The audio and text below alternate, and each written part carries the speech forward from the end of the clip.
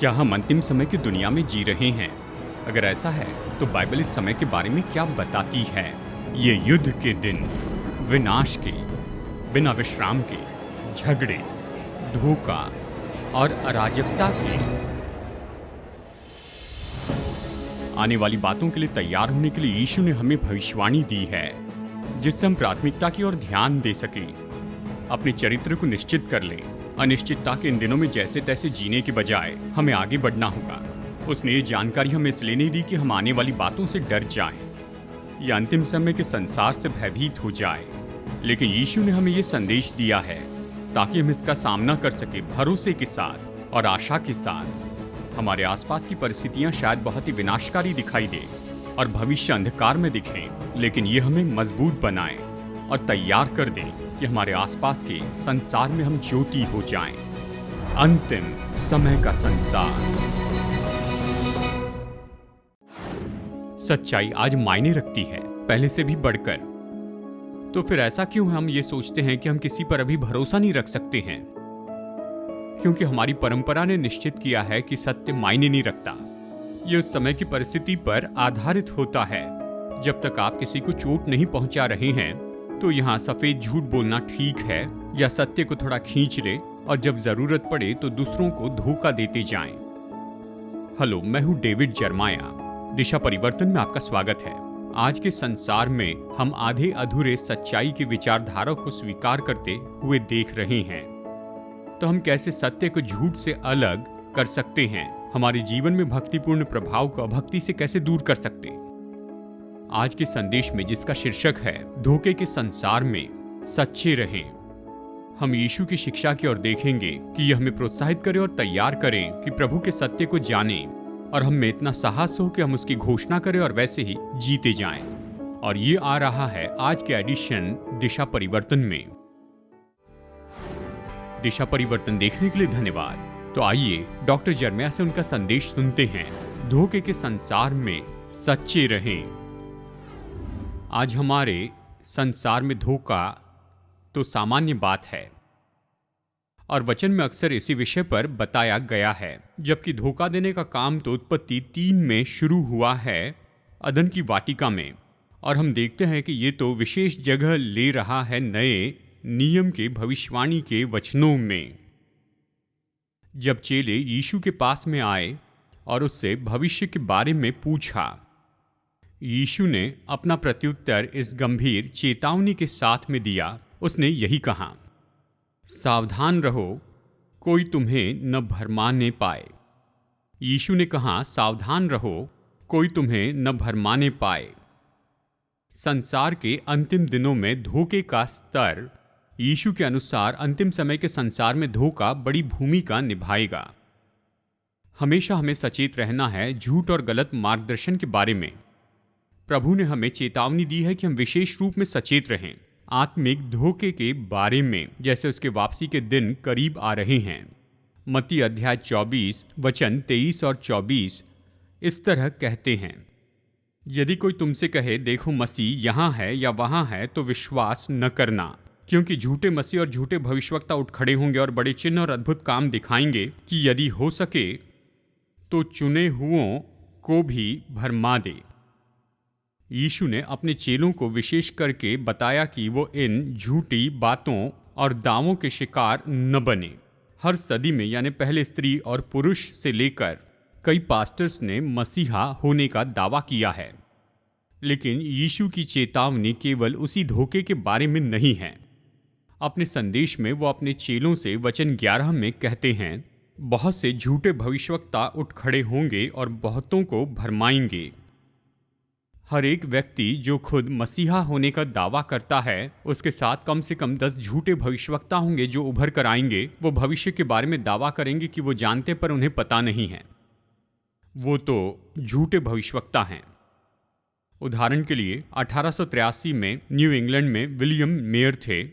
उन्होंने दावा किया कि वो विश्वास करते हैं कि यीशु मसीह वापस आने वाले हैं, और दुर्भाग्यवश वो उसके वापसी की तारीख के बारे में गिनती करने लगे और अजीब से मैथमेटिकल कैलकुलेशन का उपयोग किया उन्होंने बहुत सा डाटा जमा किया और उन्होंने अनुमान लगाया कि उन्होंने कोई गलती नहीं की है और बड़े भरोसे से अपने अनुयायियों के सामने घोषित किया कि 21 मार्च 1843 में यीशु मसीह इस पृथ्वी पर वापस आएंगे। और उस नियुक्त दिन पर आधी रात को मिलर के समर्पित अनुयायियों ने अपने उठाए जाने के वस्त्र पहने और पहाड़ों पर चढ़े या ऊंचे पेड़ों पर चढ़ गए, सबसे बड़ी ऊंचाइयों पर चढ़े कि आसमान में जाने के लिए दूरी कम हो।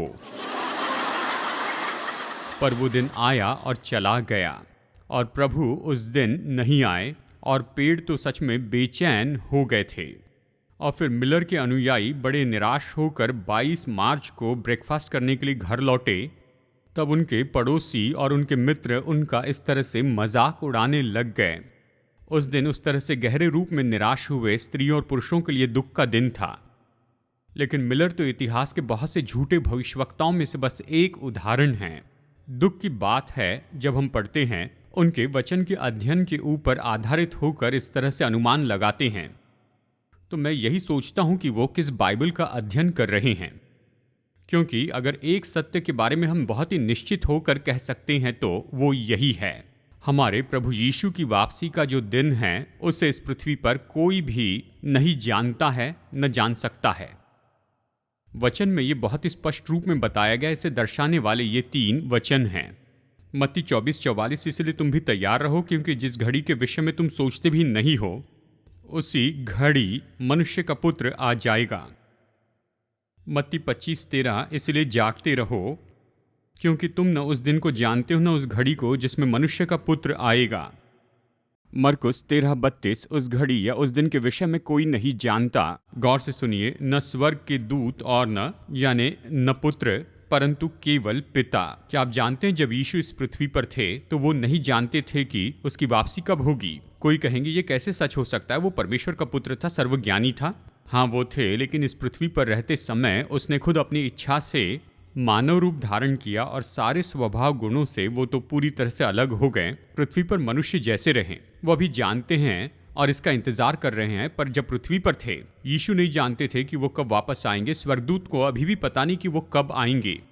तो मेरा सवाल ये है, अगर यीशु इसे नहीं जानते हैं जब वो इस पृथ्वी पर थे और स्वर्गदूतों को ये पता नहीं है, तो फिर आपको ये कैसे पता चल गया? मतलब ये तो हंसने लायक बात है। ये तो बहुत ही स्पष्ट बताया है। मैंने केवल 3 वचन पढ़े। मैं विश्वास करता हूँ 12 वचन है मत्ती, मरकुस और लूका में, जहाँ कहा है आप उस घड़ी को नहीं जान सकते। हमेशा हमें मसीह की वापसी के लिए तैयार रहना है, पर हमें उसकी तारीख निश्चित नहीं करनी है। मिलर ने ऐसा किया और बहुत से दूसरों ने ऐसा किया। जब भी किसी को ये कहते सुने कि यीशु की वापसी की तारीख उन्हें पता है, तो जाने वो गलत है, क्योंकि आप इसे नहीं जान सकते हैं और वचन में ये बहुत स्पष्ट बताया है। तो चाहे हम कितने भी पुराने विचार वाले हो और चाहे कितने भी वचन के लिए समर्पित हो जाएं, चाहे जितना भी सोचे कि हम तो इस तरह के भरमाए जाने में नहीं आएंगे, इतिहास हमें सिखाता है कि यहाँ तक कि विश्वास योग्य स्त्री और पुरुष वो तो शत्रु के इस भरमाए जाने में शिकार हुए हैं। यीशु ने कहा चौकस रहो कि भरमाए न जाओ। ये खतरा तो और भी बढ़ते जाएगा जैसे हम संसार के अंत के करीब आते जा रहे हैं। ये भरमाए जाने का स्तर है और ये इसका स्रोत है। यीशु ने हमें आत्मिक भरमाए जाने के बारे में चेतावनी दी है। ये बस ऐसे ही नहीं होता है। इस भरमाए जाने के पीछे निश्चय ही कोई न कोई है, और वो और कोई नहीं परंतु शैतान है, जो हमारी आत्मा का शत्रु है। वो तो झूठ का पिता है और मनुष्य के इतिहास के शुरू से ही हमारे विरुद्ध में उसका सबसे बड़ा हथियार तो केवल भरमाना है। प्रकाशित वाक्य में यूहन्ना उसे इस तरह से बताता है, वो बड़ा अजगर अर्थात वही पुराना सांप जो इब्लिस और शैतान कहलाता है और सारे संसार का भरमाने वाला है। यूहन्ना 8:44 में यीशु ने शैतान के बारे में यही कहा है। उसने कहा वो तो आरंभ से हत्यारा है और सत्य पर स्थिर न रहा, क्योंकि सत्य उसमें है ही नहीं। जब वो झूठ बोलता है तो अपने स्वभाव ही से बोलता है, क्योंकि वो झूठा है वरन झूठ का पिता है। इस तरह से कहा। आत्मिक भरमाना ये तो शैतान का सबसे बड़ा हथियार है उनके लिए जो कि कलीसिया में हैं। यीशु और उसके चेलों ने नए नियम में कम से कम 30 बार इसके बारे में कहा कि आप जानते हैं शैतान तो झूठा है, वो सर्प है, वो भरमाने वाला है, पर वो कुछ और भी लेकर आता है उनके लिए जो उसके पदचिन्हों पर चलते हैं। पौलुस ने कुरिन्थियों के लिए दूसरा कुरिन्थियों अध्याय 11 में इस तरह से कहा। वो कहता है, ऐसे लोग झूठे प्रेरित और छल से काम करने वाले और मसीह के प्रेरित का रूप धरने वाले हैं। ये तो कुछ अचंभे की बात नहीं, क्योंकि शैतान आप भी ज्योतिर्मय स्वर्गदूत का रूप धारण करता है। धोखा तो हमारे शत्रु का सबसे पसंदीदा हथियार रहा है। जब ये भरमाया जाना पूरी रफ्तार में होगा रैप्चर के समय में, ये तो ऐसा होगा जो इस पृथ्वी पर इसके पहले कभी भी नहीं हुआ था। लेकिन भरमाए जाने की जच्चा की पीड़ा रैप्चर के पहले पूरी पृथ्वी पर महसूस की जाएगी, और बहुत से भविष्यवाणी के विद्वान विश्वास करते हैं कि आज ही हम इन्हें महसूस कर रहे हैं। खैर, मैं खुद को भविष्यवाणी का विद्वान नहीं मानता हूँ। मैं विश्वास करता हूँ भरमाई जाने वाली जच्चा की पीड़ा तो शुरू हो चुकी है। क्या आपने देखा कि हमारे समाज में धोखा दिया जाना तो बहुत ज़्यादा बढ़ते जा रहा है? मैं जानता हूँ इसका जवाब तो हाँ होना चाहिए। हम जानते हैं जब राजनीतिक नेता कैंपेन के वादे को पूरा करने में असफल होते हैं, हम तब महसूस करते हैं जब मीडिया के लोग कहते हैं कि ऊपर तो नीचे है और अंधकार तो ज्योति है। हम तब महसूस करते हैं जब वैज्ञानिक दावा करते हैं बुनियादी बायोलॉजी के बारे में, जिसे हम आमतौर पर समझ ही नहीं पाते हैं। हम ये तब महसूस करते हैं जब सरकार जनगणना करती है सुरक्षा और सताव के नाम पर, और साथ ही शांति के नाम में। किसी ने मुझसे एक बार पूछा कि एंटी क्राइस्ट पूरे संसार को एक साथ कैसे भरमा सकता है। आप जानते हैं, हम उसके लिए रास्ता तैयार कर रहे हैं। और ये बात तो सच है, अगर हम भरमाए जाते हैं पूरी तरह से जैसे कि अभी भरमाए जा रहे हैं, तो एंटी क्राइस्ट के लिए बहुत ही आसान होगा। वो कहेगा और लोग उस पर विश्वास करेंगे। अंतिम समय के संसार का स्तर और उसका स्रोत देखा है, और संसार के अंतिम दिनों में धोखे की कार्यनीति। अगर आपके पास अपनी बाइबल है तो निश्चय आप मेरे साथ में देखिए उत्पत्ति अध्याय 3। मैं आपको बताना चाहता हूँ शैतान की कार्यनीति। अगर आप इसे गौर से सुनेंगे तो यह आप पर प्रभाव डालेगा। कोई कहेगा ये आपको कायल करेगा। खैर, बदलाव के पहले कायलता आती है, ये तो अच्छा है। अदन की वाटिका में शैतान ने जिस कार्यनीति का उपयोग किया, उसी कार्यनीति का उसने यीशु मसीह पर जंगल में उपयोग करना चाहा, मत्ती अध्याय 4 में। और इसी कार्यनीति का वह आज आप पर और मुझ पर उपयोग करता है, और अंतिम समय में वो इसी कार्यनीति का उपयोग करेगा। शैतान के पास एक ही योजना है, खेल के लिए बस एक ही योजना है, एक कार्यनीति है। वो इसका बार बार उपयोग करता है, और आप जानना चाहते हैं कि ये क्या है तो आप इसे जान सकते हैं, और आप ज़्यादा तैयार होंगे कि इसे अपने साथ होने न दें। तो मैं आपको दिखाता हूँ वो कैसे काम करता है। शैतान ने सबसे पहला काम किया। आदम हवा की परीक्षा के समय शैतान परमेश्वर के वचन पर बहस करता है।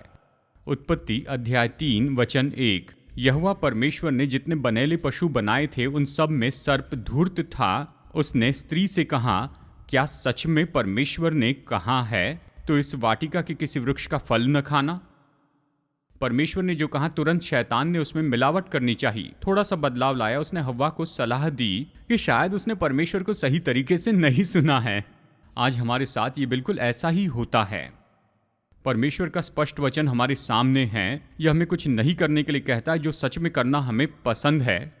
और अगली बात, हम ये जानते हैं कि कोई हमारे पास आता है और हमें इस वचन का पर्यायी अर्थ बताने की कोशिश करता है, जिसके कारण हम वो करते हैं जो परमेश्वर चाहते हैं कि हम नहीं करें।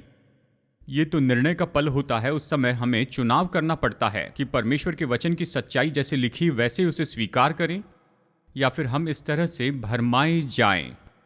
शैतान ने हव्वा से कहा कि परमेश्वर ने जो कहा उसका ये अर्थ नहीं था। फिर शैतान परमेश्वर के वचन का इनकार करता है। फिर शैतान ने हव्वा से कहा, तुम निश्चय ही नहीं मरोगे। रुकिए एक मिनट।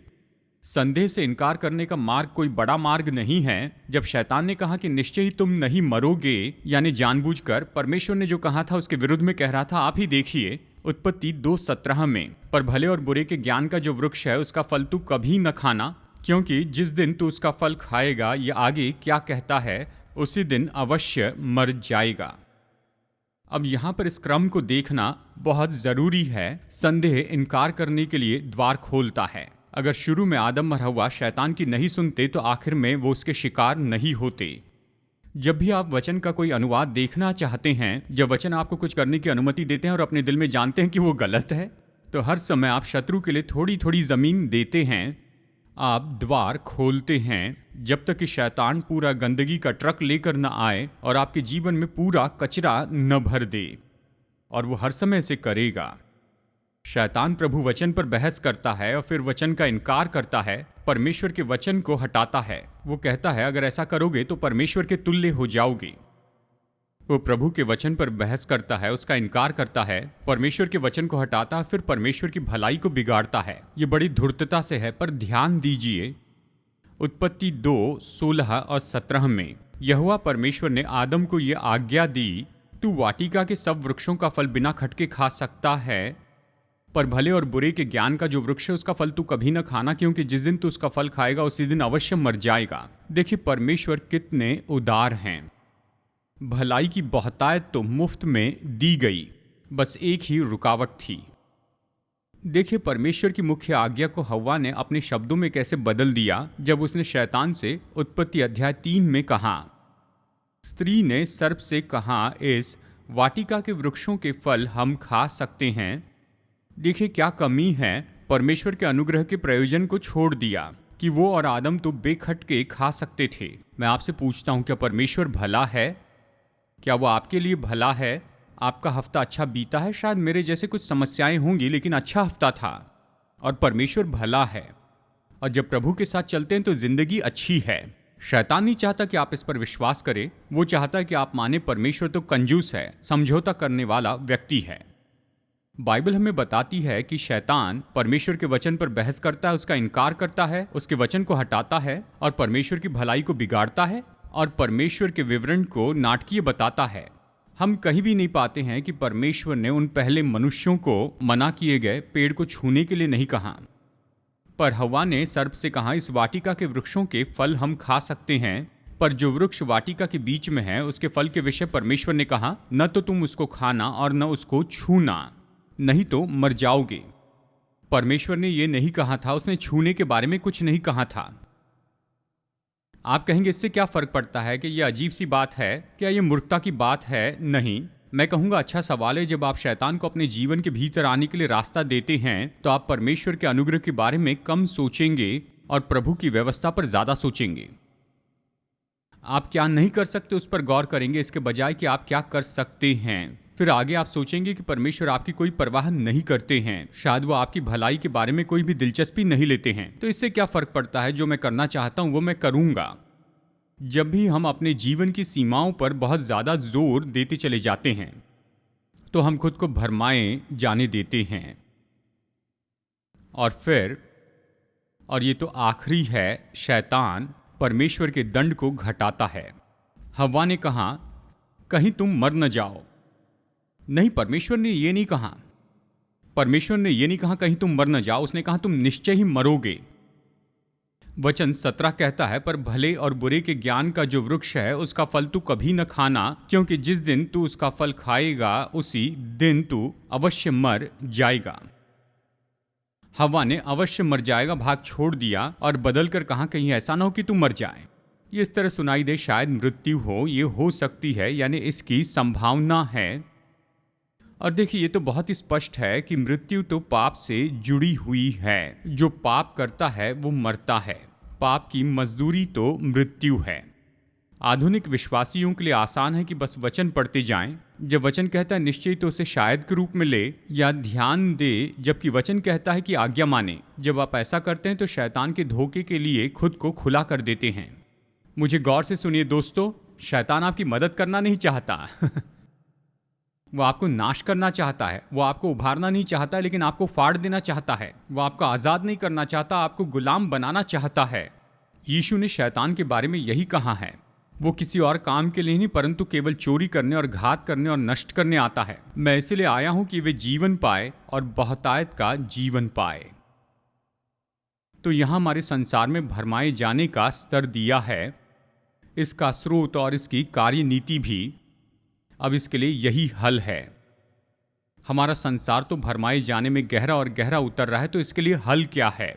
शैतान की धोखे की कार्यनीति के लिए क्या जवाब है? जानते हैं उत्तर क्या है? सरल है, ये तो सत्य है। हमें इसे उत्तर की जरूरत है और यीशु ने यही उत्तर दिया है। हम ये जानते हैं क्योंकि उसने कहा कि मैं ही मार्ग, सत्य और जीवन हूं। यीशु ने केवल सत्य नहीं बताया, ये सत्य के बारे में नहीं, वो तो सत्य है, वही तो सत्य है। मतलब यीशु पर पूरी तरह आधारित रह सकते हैं, वो भरोसेमंद है। आप उसके वचन के अनुसार उसे ले सकते हैं। जब उससे मिलते हैं तो झूठ से सत्य में आते हैं, भरमाए जाने से वास्तविकता में, गड़बड़ी और असमंजसता से पूरे सच्चे ज्ञान में। तो चलिए व्यवहारिक रूप में सोचते हैं, हम अपने प्रतिदिन के जीवन में क्या कर सकते हैं जो सत्य के मूल्य को उठा सकते हैं धोखे में भरमाए जाने वाले संसार में। 3 बातें हैं। सबसे पहले, सत्य बताएं, बिल्कुल स्पष्ट बताएं। कुछ लोगों को थोड़ा झूठ बोलना पसंद है, वो उसे सफेद झूठ कहते हैं। छोटे गलत मार्गदर्शन, चेक तो मेल में है, नहीं ऑफिसर मैं इतनी रफ्तार से गाड़ी नहीं चला रहा था, मुझे पता नहीं था उस स्ट्रीमिंग सर्विस के लिए मैं अपने दोस्त का अकाउंट उपयोग कर सकता हूं या नहीं। ऐसी परंपरा है। हम इस परंपरा में सहमत है कि बेईमानी तभी खतरनाक होती है जब ये दूसरे लोगों को नुकसान पहुंचाती है। हम खुद को मूर्ख बना रहे हैं, क्योंकि वचन कहता है, नीति वचन है, झूठों से यहोवा को घृणा आती है। क्योंकि हम जो हैं और हमारी पहचान के कारण कि हम परमेश्वर की संतान और राजा के राजदूत हैं, एक छोटा भरमाया जाना बड़ा नुकसान लेकर आ सकता है हमारे जीवन में, हमारे प्रियजनों में और हमारी मंजिल में। और इसी कारण से आइए हम सच्चाई बताते जाएं, पूरा सत्य बताए और सत्य को छोड़कर कुछ न बताए। पौलुस के शब्दों में कहे तो, एक दूसरे से झूठ न बोलो, क्योंकि तुमने पुराने मनुष्यत्व को उसके कामों समेत उतार डाला है और नए मनुष्यत्व को पहन लिया है, जो अपने सृजनहार के स्वरूप के अनुसार ज्ञान प्राप्त करने के लिए नया बनाया जाता है। सत्य बताएं। प्रभु से कहिए कि इस हफ्ते आपकी मदद करें कि सत्य बताए, पूरा सत्य और उस सत्य को छोड़कर और कुछ नहीं। तो सत्य बताए। और फिर दूसरी बात है, सत्य को परखें। प्रेरितों के काम में एक दिलचस्प घटना है जब हम सत्य और भरमाए जाने के बारे में सोचते हैं, खास करके उस खतरे के बारे में जो कि झूठे शिक्षक और झूठे भविष्यवक्ता लाते हैं, जो कलीसिया में लेकर आते हैं। उसके लिए वचन ये है, प्रेरितों के काम 17, 10 और 11। ये कहता है, भाइयों ने तुरंत पौलुस और सिलास को बिरिया भेज दिया और वे वहां पहुंचकर यहूदियों के आराधनालय में गए। ये लोग तो थिस्सलुनीकी के यहूदियों से भले थे। उन्होंने बड़ी लालसा से वचन ग्रहण किया और प्रतिदिन पवित्र शास्त्रों में ढूंढते रहे कि ये बातें यूं ही है कि नहीं। बाइबल बताती, जब आप वचनों में जाते हैं, प्रभु से समझने के लिए मदद मांगे, तो निश्चय वो मदद करेंगे, वो इसे समझने में मदद करेंगे। आप जानेंगे ये सत्य है या नहीं। क्या आप किसी ऐसे व्यक्ति के साथ रहें जो आपको कुछ नई चीज के बारे में बता रहे हैं और अपने दिल में जब आप उनकी सुनते हैं, उनका आदर करना चाहते हैं, परंतु दिल में महसूस करते हैं कि इसमें कुछ गलत है, ये सही सुनाई नहीं देता है। अगर ये सही सुनाई नहीं देता है तो जब तक सब सही ना हो तब तक आप कुछ भी मत कीजिए, क्योंकि आपको मुश्किल में लाएगा। अक्सर ऐसा होता है, पवित्र आत्मा जो हम में वास करता है, वो मदद करता है कि हम गलतियों को पहचान ले, जो हम खुद को बयान नहीं कर सकते। बस अपने दिल में ये जान लेते हैं कि वो बात तो सही नहीं है, वो सच्ची नहीं है, और आप यही नहीं चाहते हैं कि अपने जीवन में असत्य को आने दें। तो केवल सत्य मत बताइए, पर सत्य को परखें, सत्य सिखाएं। धोखे के विरुद्ध में खड़े रहने का एक तरीका है कि हर मौके पर हम सत्य बताते जाएं। दूसरी बात है कि संसार में जांच ले, जबकि चर्च बताता है कि ये सत्य है, लेकिन अंत में हम धोखे के संसार में सत्य को उठा सकते हैं, सत्य सिखाने के द्वारा। हमें सत्य को इस तरह से सिखाना है कि हमें लोगों को उठाना है, उन्हें यह समझने में मदद करना है, सर्वशक्तिमान परमेश्वर ने हमें बुलाया कि उसके परिवार में मदद करें। हम सब के लिए मेरी चुनौती तो यही है। हम संसार को बदल नहीं सकते हैं। मुझे पता नहीं कब हुआ, लेकिन शायद पिछले 10 साल के आसपास हुआ है, मैंने इसे छोड़ दिया है। मैं संसार को बदल सकता हूं एक समय एक आत्मा के द्वारा। राजनीतिक रूप में नहीं बदल सकते और नहीं बदल सकते, संसार को बदल नहीं सकते, लेकिन तब बदल सकते हैं जब एक एक व्यक्ति यीशु को स्वीकार करता है। ये दुख की बात है जब विश्वासी लोग अपना सारा समय इस बात में बिताते हैं कि दुनिया को बदल दें। मैं कहता हूं, वचन से एक वचन भाग दिखाइए जहां विश्वासियों ने रोमी संसार को बदलना चाहा, वो संसार में जिए। और इसलिए मैं चाहता हूं इसे आप स्पष्ट रूप में समझ लें। यीशु का संदेश उसके 4 चेलों के लिए जैतून के पर्वत पर यह था। वो उन्हें बता रहे थे कि भविष्य में क्या होने वाला है। ये इसलिए नहीं दिया गया कि जो होने वाला उसके लिए वो बहुत बुद्धिमान हो जाएं, पर इसलिए दिया गया ताकि वो समझ सके कि वो ऐसे लोग हो जाएं जो परमेश्वर चाहते हैं कि वो हो उस परिस्थिति के बीच में। इन संदेशों की सीरीज के पीछे यही तो शक्ति है। मैं नहीं चाहता कि आप भविष्य के बारे में बुद्धिमान हो, इसमें कोई गलती नहीं है। मैं चाहता हूं कि आप या मैं ऐसे व्यक्ति हो जो परमेश्वर चाहते कि हम बने। तो चाहे जो भी हो जाए मैं उसका व्यक्ति हो सकता हूं और जिस संसार में मैं जीता हूं उसमें फर्क लेकर आ जाऊं।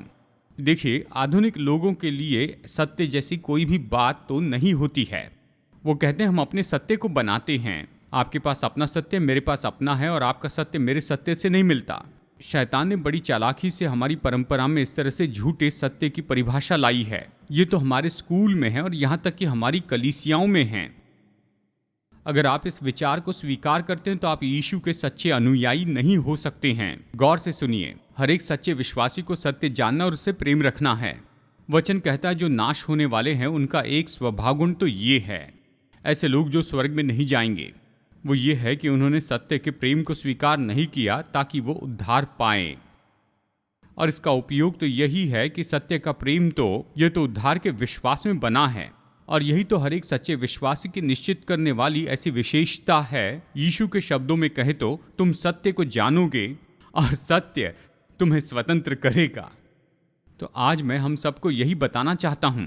सबसे पहले मैं खुद से कहता हूं, इसके पहले कि आपको बताऊं। जो लोग इंटरनेट पर या जहां भी सुन सकते हैं वहां सुन रहे हैं, अपना जीवन मत बिताइए इस कोशिश में कि संसार के धोखे को दूर कर दें। आप इतने बलवान या बड़े नहीं हैं, ना ही इतने प्रभावी हैं, पर आप यही कर सकते हैं कि भजनकार की सलाह को मान ले। वो कहता है सत्य को मोल लेना, बेचना नहीं। तो आइए हम सत्य के लोग हो जाएं, और जब भी ऐसा समय आता है कि हम उससे दूर हटने लगते हैं तो हम इस बात को कहें कि नहीं, इस धोखे के संसार में मैं सत्य बनूंगा। मैं किसी से कुछ नहीं कहूंगा, मैं किसी से वाद विवाद नहीं करूंगा कि क्या हो रहा है। जब मेरे बारे में सोचेंगे तो जानेंगे मैं सत्य के लिए खड़ा हूं। मैं तो सत्य को दर्शाने वाला व्यक्ति हूं। हम सत्य के लोग हैं। इस हफ्ते के लिए यह हमारा मार्चिंग ऑर्डर है कि सत्य बने। आप सत्य बने। यिर्मयाह, आप सत्य बने। आइए इस भरमाए और धोखे खाने वाले संसार में जाए और परमेश्वर के अनुग्रह से हम सत्य बने। और प्रभु के सारे लोग कहिए आमीन।